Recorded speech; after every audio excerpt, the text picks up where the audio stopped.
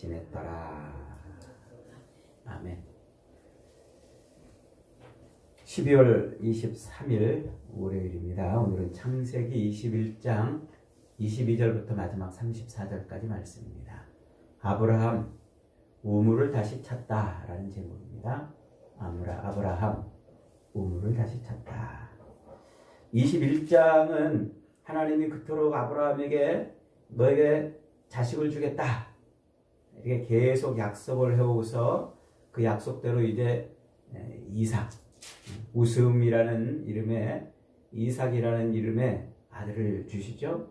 그리고 아브라함이 육신으로 만들어낸 이스마엘을 이제 아브라함의 집에서 쫓아내는 그런 장면이 이어졌습니다. 그 장면 이후에 갑자기 오늘은 독특한 얘기가 나와요. 뜬금없는 생뚱맞은 이야기처럼 보이는 그런 얘기. 갑자기 저 그랄 땅 블레셋의 수도였던 그 당시 수도였던 그랄, 거기에 이제 그랄 블레셋의 왕 아비멜렉이 군대 장관을 이끌고 아브라함을 찾아온 거예요. 그러더니 야 아브라함아, 내가 너를 보니까 하나님이 정말 계신 것 같아. 너 진짜 하나님 너한테 복 주시고 그런 거 내 눈으로 다 봤다. 그러니까 너 나하고 이렇게 동맹 조약을 맺자. 이래서 찾아왔어요. 그랬더니 아브라함이 좋다. 네가 나한테 와서 이렇게 동맹을 맺자고 그러니까 기꺼이 동맹을 맺어주겠다. 그런데 한 가지 네가 좀 알아야 될 게 있어. 그러는 거예요. 그러더니 내가 여지껏 탄 우물을 니네 종들이 와가지고 그 우물을 뺏어갔다. 너 그거 아냐? 그러니까 아비멜렉이 어이? 나 처음 들어보는데 그런 일이 있었어? 나도 몰랐고 너도 몰라. 너도 이제 처음 얘기하니까 그래. 그러면 우리가 조약을 맺고 내가 다시는 너의 우물을 우리 종들이 뺏어가지 못하도록 하겠다. 그럽니다. 그러니까 좋아. 너 확실히 너 약속하지? 그러면 그 약속의 징표로 나하고 조약을 맺자. 이래가지고 암양 7마리를 그 아비멜렉에게 주고, 그리고 아브라함에게서 뺏어갔던 그 우물을 다시 찾아와요. 그리고 찾아서 그 우물의 이름을 새롭게 부릅니다. 부엘세바 이렇게 불러요. 부엘세바. 이것을 우리의 한글 성경에는 주석을 달아가지고 밑에 성경책 밑에 보면은 번호를 매겨서 맹세의 우물 이렇게 적어놨죠. 맹세의 우물. 요거 조금 아쉬운 번역인데 언약의 우물 이렇게 해놓는 게 좋아요. 부엘세바. 언약의 우물이라는 거예요. 그래서 이 아비멜렉 옛날에 자기가 아내 사라를 팔아먹었다가 다시 되찾은 그 왕, 그 아비멜렉이 왕의 이름이 아니고 왕의 그 직책의 이름이에요. 옛날에 이집트는 바로라고 부르잖아요. 바로. 그런 것처럼 여기 블레셋 왕의 직책, 이게 이제 아비멜렉이에요. 그 아비멜렉한테 이제 그 우물을 다시 되찾아가지고 그 우물을 이제 다시는 뺏어가지 마 하고 이제 언약을 맺은 거예요. 조약을 맺은 거예요. 그리고 그 조약을 맺고 그 이 우물 이름을 뭐라고 불렀다고요? 부엘세바, 언약의 우물 이렇게 불렀다. 그러니까 이제 이 아비멜렉과 그 군대 장관은 군대를 데리고 자기 땅으로 돌아갔고, 아브라함도 그 땅에서 여러 날을 살았다. 이게 오늘 본문의 이야기입니다. 그리고 이제 22장으로 딱 넘어가면은 하나님이 아브라함으로 하여금 모리아산에 가가지고 제사를 드려라 하는 얘기가 톡 나와요. 느닷없이 중간에 요 이삭을 이삭이 태어난 이야기랑 이삭을 번제드리는 그 이야기 사이에 무슨 우물 가지고 서로 조약을 맺은 이야기가 이제 나오는 거예요. 어떻게 보면 좀 뜬금없는 얘기 같고 생뚱맞은 이야기 같은데 굉장히 중요한 얘기예요. 요 21장 22절로 마지막 34절의 그 이야기를 요거를 제대로 탁 잡으면 이게 하나님이 지금 뭘 하려고 그러시는지를, 무슨 얘기를 성경을 통해 하려고 하는지를 우리가 금방 이해할 수가 있습니다. 자, 지금 이 아브라함이 이방 왕인 이 아비멜렉과 자기가 팠던 그 우물을 다시 되찾아 가지고 이것을 언약의 우물이라고 이렇게 이름을 붙여놓은 이 이야기는 아브라함이 드디어 약속의 자식 이삭뿐만 아니라 그 땅을 얻었다 이 얘기예요. 우물을 얻었다는 것은 그 동네 그 땅에 살 터전을 삼았다는 거예요. 터전을. 그래서 그 척박하고 황량한 그 땅 떠돌아다니면서 살 수밖에 없었던 그 땅에 내가 우물을 파고 그것을 얻었다는 것은 그 땅에 이제 뭐 했다는 거예요? 정착해서 뿌리를 내리는 삶을 시작했다는 거예요. 그러니까 하나님이 12장에서 아브라함을 부를 때 내가 너에게 땅을 주고 너에게 자식을 주고 너를 복의 근원이 되게 하겠다는 그 세 가지 그 약속, 그 약속에 지금 이삭을 얻었으니까 하나가 성취됐고요. 두 번째 이제 뭐가 성취되고 있어요? 땅을 준다는 약속이 지금 성취되고 있는 것을 보여주는 것입니다. 그러니까 그 척박하고 그 황량한 그런 땅에서 우물이 없으면 살 수가 없는 거예요. 그 땅에 뿌리 내리고 살 수가 없는 겁니다. 우물은 그 땅에서 그 사는 생명이 번성하고 또 번영하는 그런 상징인 거예요. 그러니까 아브라함이 그 우물의 소유권을 확보했다는 것은 단순히 물리적이고 또 육신적인 필요, 물을 얻는 것만이 아니라 그곳에서 하나님이 주신 그 땅에 뿌리를 내리고 그 땅의 삶의 터전, 하나님이 약속하신 땅을 주시겠다는 그 언약을 이루는 터전을 발판을 마련했다. 바로 그 얘기를 지금 보여주고 있는 거예요. 그리고 이 이야기는 궁극적으로 그리스도 예수를 통해서 새하늘과 새 땅에 들어가는 하나님의 백성들의 그 언약의 삶을 모형해 주고 있어요. 이 어마어마한 이야기입니다. 그래서 이 이야기를 간단히 넘어가면 안 돼요. 많은 목사님들이나 설교자들이 이 본문 가지고 설교하는 거 제가 별로 못 봤어요. 근데 이 본문은 어마어마하게 중요한 본문이에요. 자, 그 이름을 이제 우물의 이름을 부엘세바 이렇게 부른다고 그랬죠. 부엘세바 언약의 우물이라고 그랬는데 영원히 변치 않을 하나님의 그 언약 안에 사는 삶의 터가 됐다는 거예요. 삶의 중심이 됐다는 거예요. 자, 히브리어로 이 언약이라는 말, 샤부아 언약이라는 말은 숫자 7을 말할 때 쉐바 이 7이라는 그 말에서 온 말이에요. 샤부아. 그리고 안식일을 이제 세바스 이렇게 이제 부르잖아요. 안식일도 7이라는 말에서 온 거거든요. 자, 이 7이라는 이 숫자는 성경에서 어떤 숫자라고 그랬어요? 완전수, 또 충만한 수 그런다고 그랬죠. 사방으로 열려있는 사방, 동서남북 사방을 의미하는 숫자 4와 성부, 성자, 성령 하나님을 의미하는 이 3이 합해진 수란 말이에요. 그래서 이게 완전수란 말이에요. 그리고 충만한 수.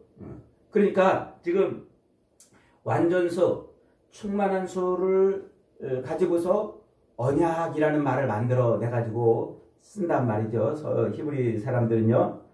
그리고 이제 요 아비멜렉에게 7마리 암양을 주고 완전수죠. 역시 충만한 수죠. 7마리 암양을 주고 충만한 완전한 언약을 완전한 것을 의미하는 그 언약을 맺었다는 것은 요 우물이 뭐라는 거예요? 하나님의 완전한 하나님의 백성들이 살아갈 그 땅에 완전한 언약으로 세워졌다 이런 뜻이에요. 하나님의 언약이 이제 이렇게 둥둥둥둥 떠다니고 그러는 게 아니라 말로만 들리고 그러는 게 아니라 이 현실의 땅, 시간과 공간으로 펼쳐지는 요 땅에 하나님의 언약이 꽂혔다 이걸 의미해요. 그래서 그 우물은 하나님의 언약이 꽂혀 있는 것을 말하는 거예요. 그래서 드디어 하나님한테 자식을 주겠다. 이삭을 주심으로 성취했죠. 땅을 주겠다. 요게 이제 하나님의 그 땅을 주시겠다는 언약이 성취됐다 하는 것을 보여주는 거예요. 그래서 실제로 나중에 이제 출애굽한 이스라엘 백성들이 가나안 땅을 정복해 들어갈 때 요 브엘세바 여기가 이스라엘 백성들의 남쪽 제일 남쪽 경계선이 돼요. 브엘세바부터 저 위에 단까지 이제 이렇게 이스라엘 지경이 되지 않습니까?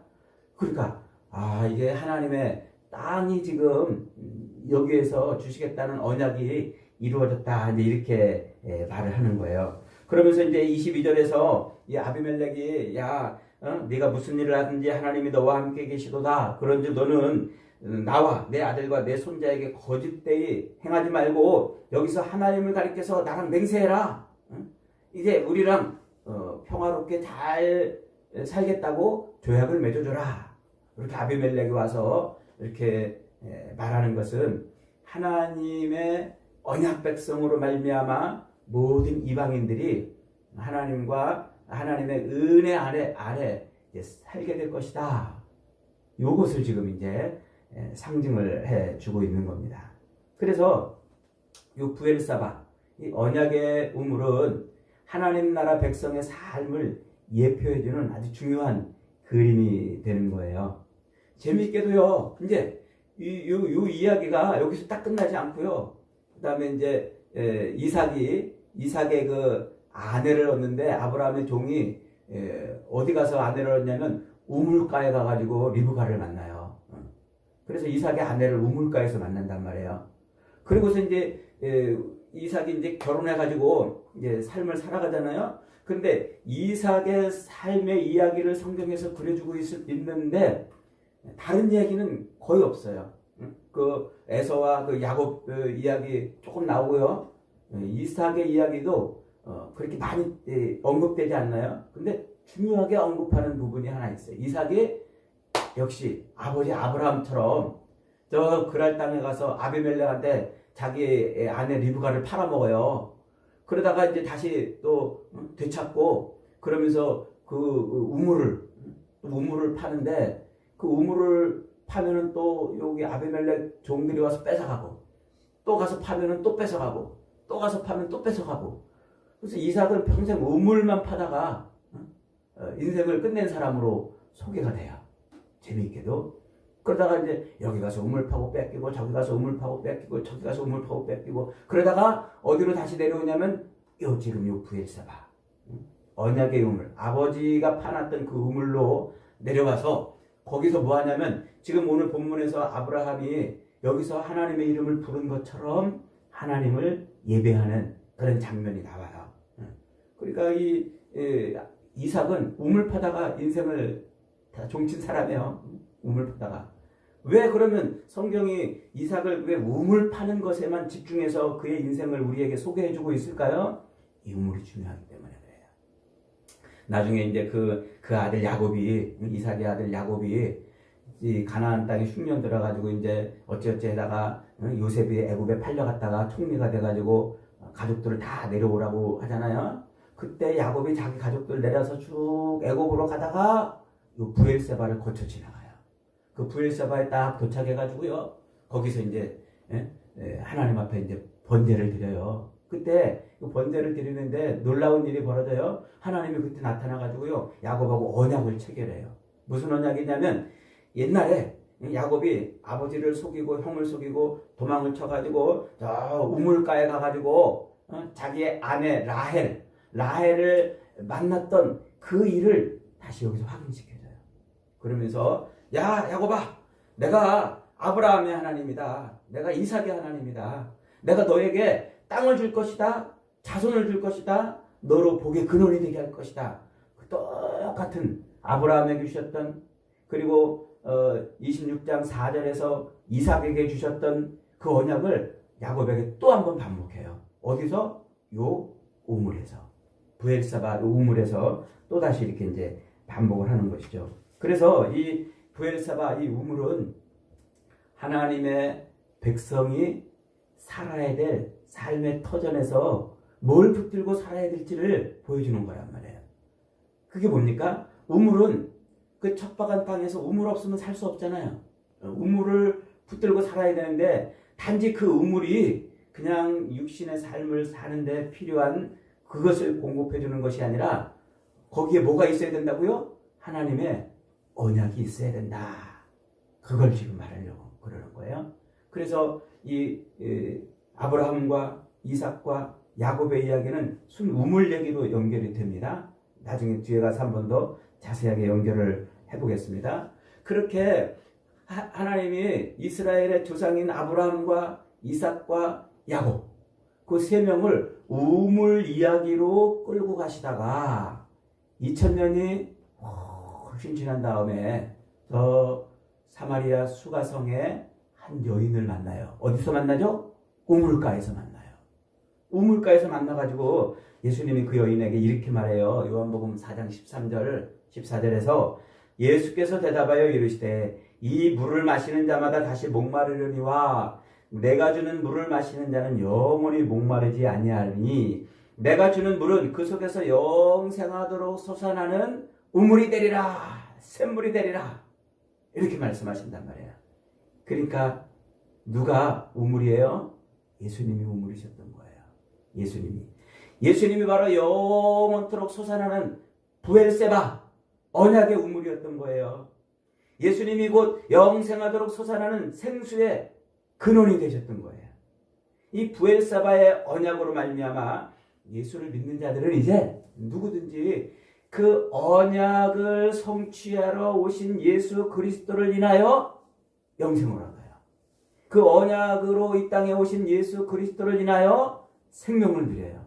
언약으로 이 땅에 오신 그 예수 그리스도로 말미암아 하나님의 백성의 삶을 사는 거예요.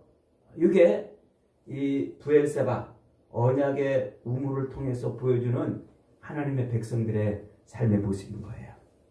그래서 이 언약의 우물, 이 언약의 우물을 만들어 놓고 그걸 다시 얻어가지고 거기다 나무를 심어놓고 에셀나무를 심어놓고 아브라함이 거기서 하나님을 예배했던 것처럼 이삭이 또 그 아버지의 우물가에 찾아와가지고 하나님을 예배했던 것처럼 야곱이 또 저 애굽으로 가다가 이 할아버지 우물 부엘세바에 와서 하나님을 예배했던 것은 모두 다 하나님의 언약을 붙들고 살았다는 거예요. 하나님의 언약을. 그리고 2000년이 지난 다음에 하나님이 그 수가성 사마리아의 우물가에서 오셔가지고 그 여인에게 자신이 뭐라고 가르쳐주고 있어요? 내가 바로 생수다. 내가 바로 생명수. 내가 바로 부엘세바 언약의 우물이었다고 말하고 있는 거예요. 그래서 그리스도 예수는 오늘 저와 여러분에게 뭐가 돼요? 부엘세바 언약의 우물이 된단 말이에요. 그래서 이 예수 그리스도를 통해서 우리가 생수를 얻는 거예요. 그리스도를 통해서 우리는 생명을 누리고 그리스도를 통해서 우리는 하나님의 백성의 삶을 사는 거예요. 언약의 우물이신 우리에게 생명수가 되시는 여러분, 그러므로 여러분 우리 이 척박하고 황량한 땅에서 열심히 우물을 파야 돼요. 어떤 사람은 공무원이 되는 게 우물일 수도 있어요. 어떤 사람은 사업을 하는 게 우물일 수도 있고, 어떤 사람은 교사가 되고 장사를 하고 이런저런 직업을 갖고 이 땅에 이 척박한 땅에서 살기 위해서 그렇게 파야 되는 우물들일 수 있어요. 그런데 그 우물들이 거기에 뭐가 없으면 하나님의 언약이 없으면 그 우물은 잠시 있다가 또다시 목마르게 하는 거란 말이에요. 또다시.